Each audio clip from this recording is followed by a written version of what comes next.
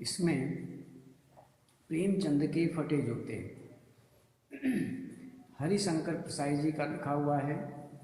इसमें हम अपने आप को कल पूरा इसमें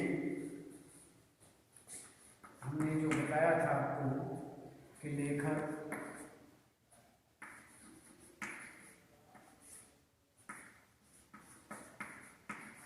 हरिशंकर परसाई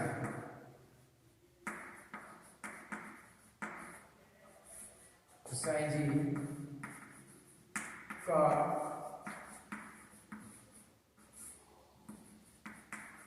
जीवन परिचय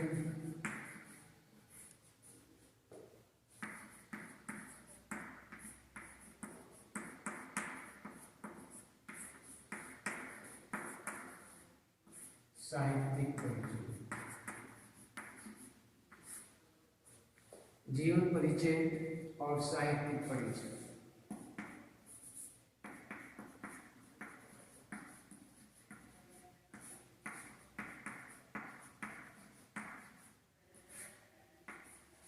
जीवन परिचय,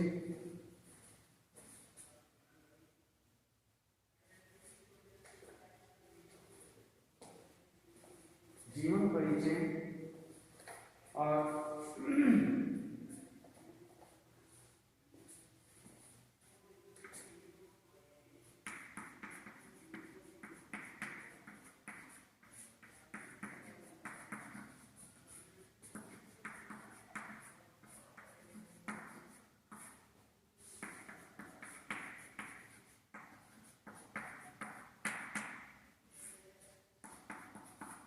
रचनाएं और इसमें साहित्यिक विशेषताएं, रचनाएं और भाषा शैली,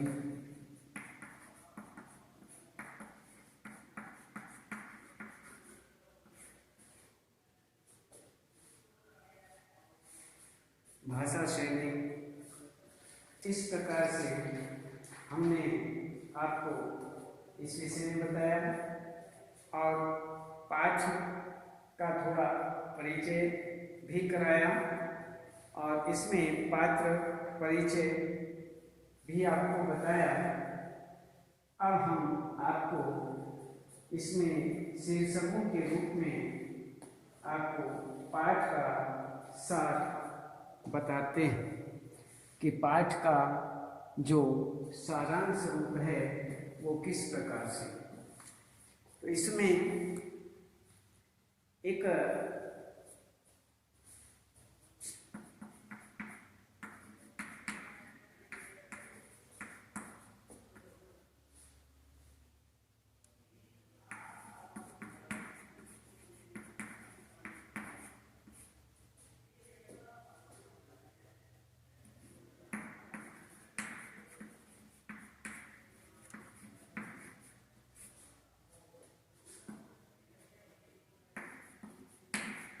माध्यम से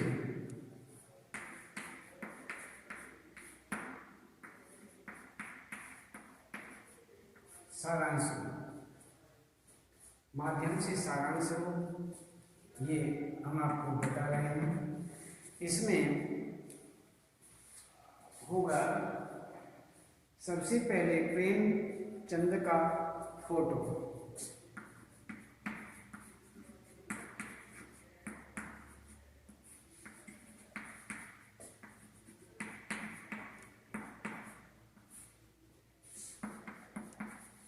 इसमें दूसरा होगा व्यंग्यात्मक हंसी,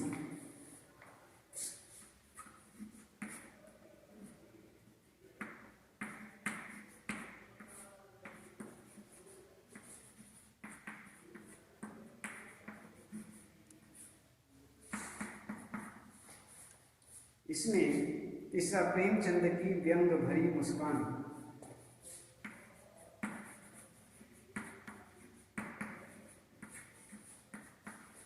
प्रेमचंद की व्यंग भरी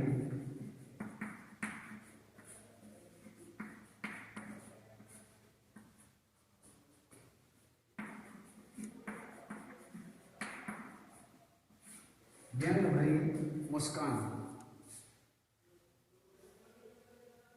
जूता फटने का रहस्य।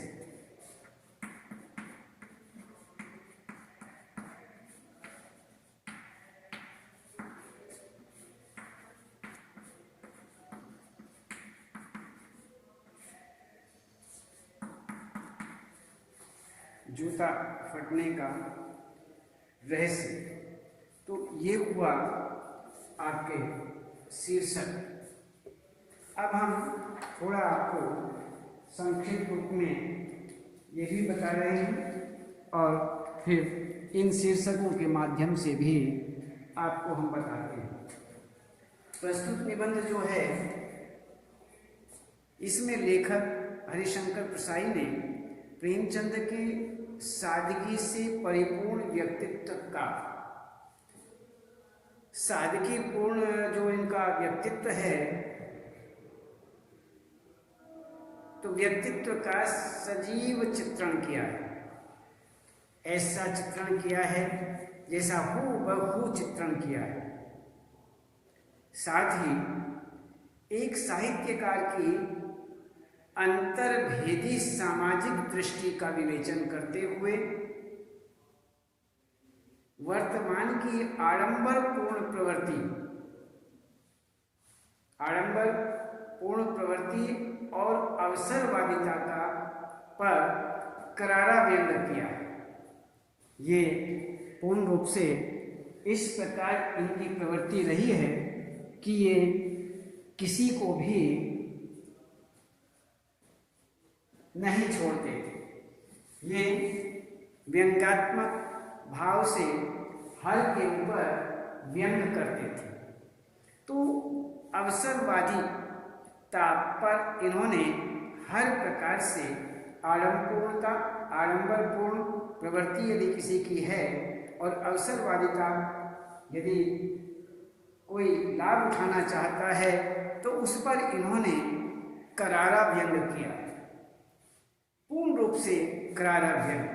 तो इस प्रकार से लेखक जो हैं प्रेमचंद जी का एक चित्र देखते हुए ये बताते हैं कि उन्होंने मोटे कपड़े की टोपी, कुर्ता और धोती पहनी हुई है, कनपटी पिचकी हुई और गालों की हड्डियां उभरी हुई, परंतु घनी मूंछों से बेचारा उसका जो चेहरा है वो भरा सा लगता था।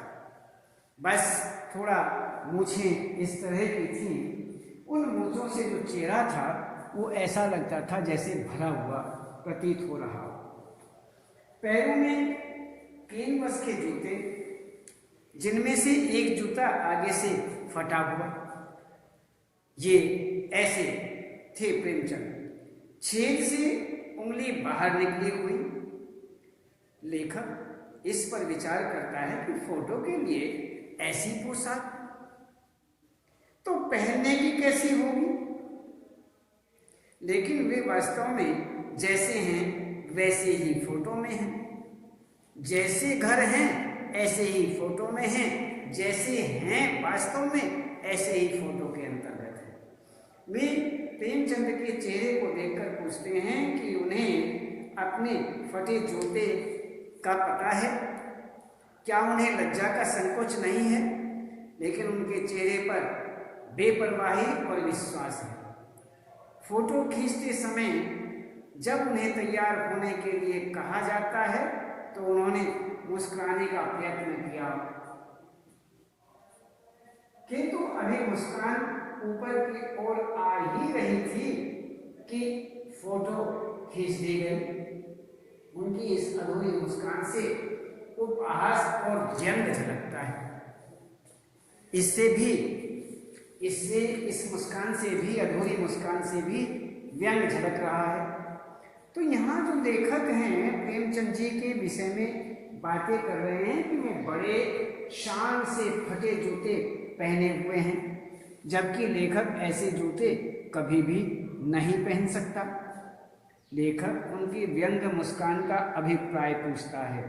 वह प्रेमचंद के कई पात्रों का सहारा लेकर अपने प्रश्न का उत्तर जानना चाहते हैं। लेखक जूते के फटने का कारण भी जानना चाहता है। वह अनुमान लगाता है कि ज्यादा चलने से ऐसा हुआ होगा, किंतु ज्यादा चलने से जूता फटता नहीं, घिस जाता है। लेखक ने बताया कि भक्ति काल के कवि कुंभन दास का जूता फतेहपुर सीकरी आने जाने में घिस गया। वे कहते हैं कि आने जाने में जूते घिस गए, जिस कारण भगवान का नाम भी लेना भूल गया। उन्होंने बुलाकर कुछ देने वालों के विषय में यह कहा कि जिनको देखने के लिए दुख उठाने पड़ते हैं उन्हीं को सिर झुकाकर नमस्कार भी करना पड़ता है। तो लेखक बार बार इसी ही प्रश्न पर विचार करता है कि प्रेमचंद का जूता घिसने की अपेक्षा फट कैसे गया। लेखक यहाँ कहना चाह रहा है कि उन्होंने समाज में व्याप्त कुरीतियों को अपनी ठोकरों से हटाने का प्रयास किया होगा। रास्ते की अड़चनों को उन्होंने जूते की ठोकर से हटाना चाहा होगा। वे उनसे बचकर भी जा सकते थे, परिस्थितियों से समझौता भी कर सकते थे। सभी नदियां पहाड़ नहीं फोड़ सकती, कुछ अपना रास्ता बदलकर बह जाती हैं। उन्हें भी ऐसा ही करना चाहिए था, लेकिन प्रेमचंद जी अपने जीवन आदर्शों के कारण समझौता नहीं कर सके। वे भी अपने पात्रों की तरह नियमों का पालन करने वाले थे। उनके नियम कभी भी उनके बंधन नहीं बने। लेखक यह अनुमान लगा रहा है, यह अनुमान लगाता है कि वे जिसे घृणित समझते हैं उसकी तरफ पैर की अंगुली से इशारा करते हैं, ऐसा मानते हैं। तो वह समझ गया कि प्रेमचंद जी समाज में व्याप्त भेदभाव और आडंबर पूर्ण व्यवहार को देखकर मुस्कुरा रहे हैं। उन्होंने ये अनुमान लगाया वे अवसरवादी और स्वार्थपरक लोगों पर व्यंग कर रहे हैं, जो वास्तविकता को छिपाते हैं, संघर्षों से बचकर निकलते हैं, उन पर हंस रहे हैं। प्रेमचंद जी का कहना था कि मैं यथार्थ का सामना करते हुए आगे बढ़ा, दुख झेले, किंतु अपने अस्तित्व को बनाए रखा। जबकि लेखक जैसे वास्तविकता को छिपाने के लिए अपने अस्तित्व, अपने मान सम्मान को नष्ट करते जा रहे हैं। ऐसी परिस्थितियों में वे कैसे जीवन व्यतीत कर सकेंगे। अंत में लेखक यही कहता है कि वे उसके द्वारा दिए गए निर्देशों को भली भांति समझ गए। उन्होंने जो भी उनके द्वारा दिए गए निर्देश हैं उनको अच्छी तरह समझते हैं। तो इस प्रकार से यहाँ पर लेखक का इस प्रकार के विचार हैं। तो अब हम देखते हैं, ये आपको हमने थोड़ा पाठ का सारांश के विषय में बताया। अब हम शीर्षकों के आधार पर यहाँ देखते हैं कि पाठ का सारांश रूप क्या है। तो सबसे पहले हम इसमें देखते हैं प्रेमचंद का फोटो। प्रेमचंद का जो फोटो है इसके विषय में बात करते हैं। तो पत्नी के साथ फोटो खिंचवाते समय प्रेमचंद जी सिर पर किसी मोटे कपड़े की टोपी, कुर्ता और धोती पहने हुए, गालों की हड्डियां उभर आई हैं, पर घनी मूंछों के कारण चेहरा भरा भरा सा दिखता है। पांवों में कैनवस के जूते, फीतों की लोहे की पतरी भी निकल गई। बाएं जूते में बड़ा सा छेद होने के कारण अंगुली बाहर निकल आई। तो लेखक इस पर विचार करता है कि यदि फोटो खिंचवाने की ऐसी पोशाक है तो वास्तव में दैनिक जीवन की कैसी हो सकती है, कैसी होगी। लगता है प्रेमचंद अंदर बाहर की अलग अलग पोशाक रखने वाले इंसान नहीं हैं, ऐसा लगता है। तो ये वास्तव में अंदर और बाहर दोनों जगह एक सी ही पोशाक रखने वाले प्रतीत होते हैं। फटे जूते पहनने के बावजूद उनके चेहरे पर विश्वास और बेपरवाही भी है।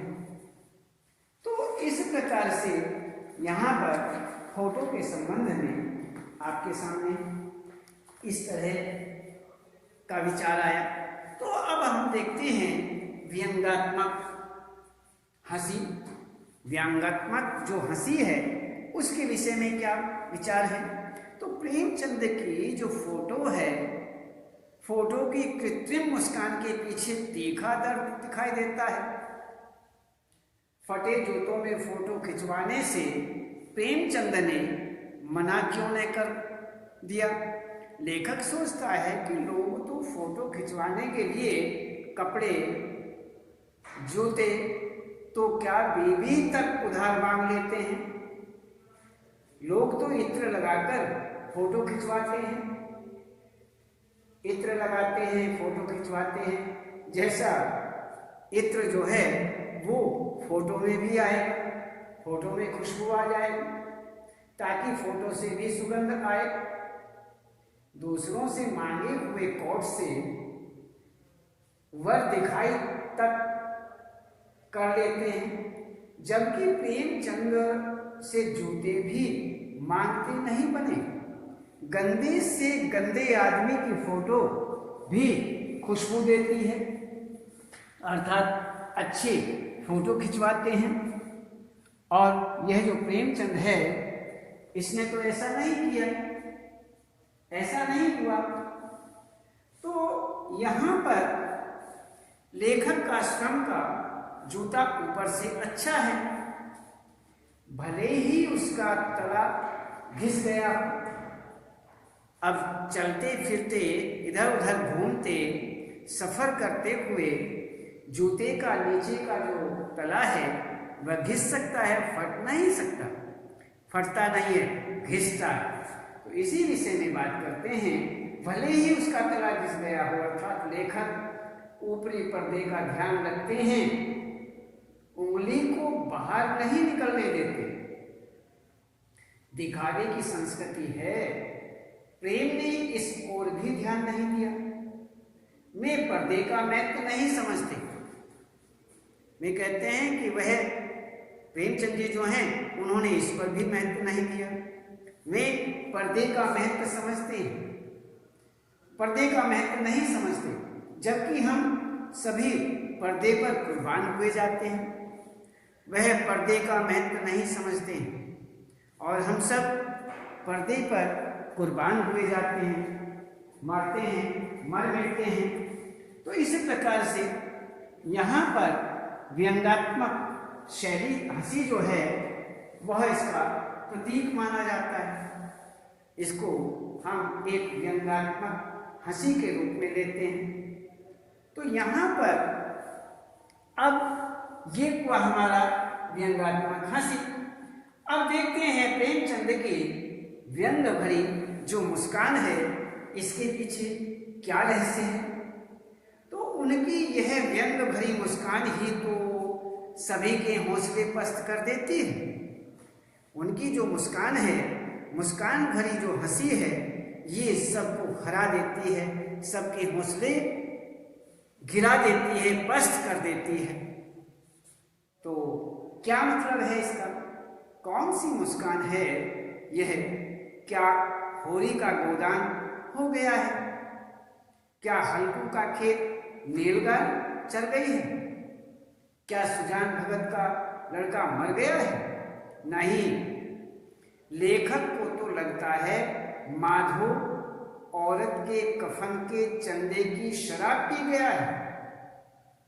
भक्त कुंभन दास का जूता भी तो सीकरी आने जाने में घिस गया था, लेकिन प्रेमचंद का जूता फट कैसे गया? तो इस प्रकार में व्यंग भरी जो मुस्कान है इसके पीछे ये सारी बातें दिखाई देती हैं। तो प्रेमचंद की व्यंग भरी मुस्कान अब हम देखते हैं कि जूता फटने का रहस्य क्या है।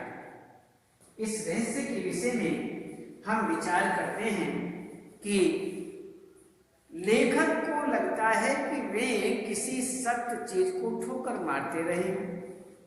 लेखक ऐसा सोचता है, ऐसा विचार करता है कि प्रेमचंद जो हैं वह कोई न कोई किसी न किसी सख्त चीज को ठोकर मारते होंगे, इसलिए जूता फट गया। तो रास्ते में खड़े टेले से बचकर निकलने के बजाय उस पर वे जूते से ठोकर मारते रहे। अब कोई टेला खड़ा है, कोई उभरा हुआ स्थान है, और यदि हम उससे बचकर निकल जाएं तो कोई आपत्ति नहीं, और यदि हम उससे बचकर न निकलें और उसको ठोकर मारें, उसको अलग करने का प्रयास करें, तो फिर जूता तो फटेगा ही, क्यों, कठोर चीज है। तो इस प्रकार टीलों से समझौता भी हो जाता है। सभी नदियां पहाड़ थोड़े ही फोड़ती हैं, सभी नदियां पहाड़ को थोड़े ही फोड़ती हैं। सारी नदियां ऐसी थोड़ी होती हैं कि पहाड़ को फोड़ती चलें, पहाड़ को फोड़ करके आगे निकल जाएं, नहीं, ऐसा नहीं होता है। कोई अपना अपना रास्ता भी मोड़ देता है, रास्ता बदल देता है और अपना रास्ता इधर उधर कर वहां से निकल जाता है। तो इस प्रकार से समझौता करना, तो टीलों से समझौता भी तो हो जाता है।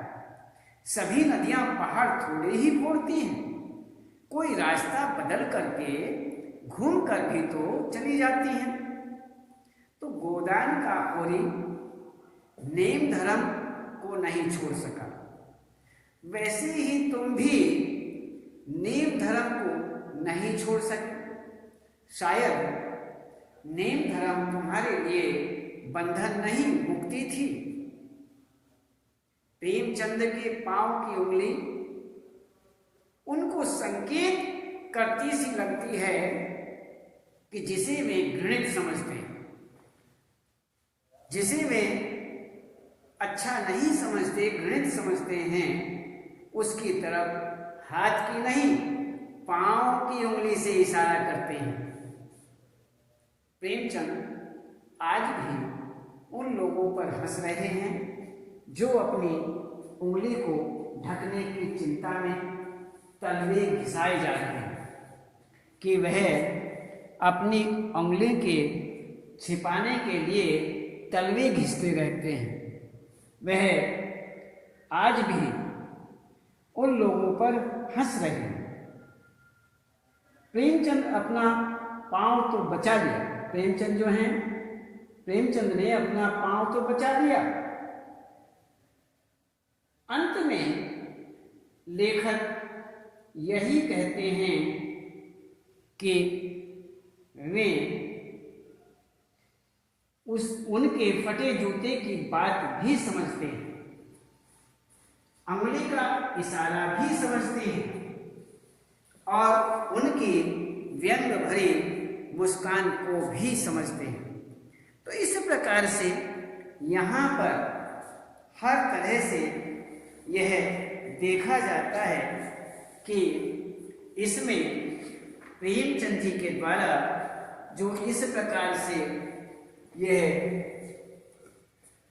व्यंग भरी मुस्कान या अन्य लेखक के द्वारा जो इस तरह से प्रेमचंद जी के विषय में यहाँ पर प्रेमचंद जी के फटे जूतों के संबंध में ये जो लेख है, ये हरिशंकर परसाई जी का एक बड़ा ही व्यंग भरा ये इस प्रकार का संदेश है, इस प्रकार का लेख है कि इसमें बुराइयों कुरीतियों को विशेष रूप से व्यंग्यात्मक शैली के रूप में प्रस्तुत किया गया है। तो यहाँ पर ऐसा देखा जाता है। तो हमने आपको बताया कि हरिशंकर परसाई जी के द्वारा प्रेमचंद जी के फटे जूते नामक लेखक के द्वारा ये लेख लिखा गया इनके जीवन के विषय में हमने आपको बताया, जीवन परिचय, साहित्य के संबंध में, इनकी रचनाएं, प्रमुख रचनाएं, भाषा शैली आदि, और पाठ का जो शीर्षकों के माध्यम से ये सारांश आपके सामने प्रस्तुत किया। प्रेमचंद का फोटो, व्यंग्यात्मक हंसी, प्रेमचंद की व्यंग भरी मुस्कान और जूता फटने का रहस्य। तो इसी प्रकार से ये हुआ सारांश रूप। तो हम अब इस रूप में ये पाठ आपके सामने आया। अब आप इसे अच्छी तरह से देखेंगे और पढ़ेंगे। तो ये हुआ आपका प्रेमचंद के फटे जूते। अब आज केवल यहीं तक, उसके बाद हम आपको फिर कल बताएंगे।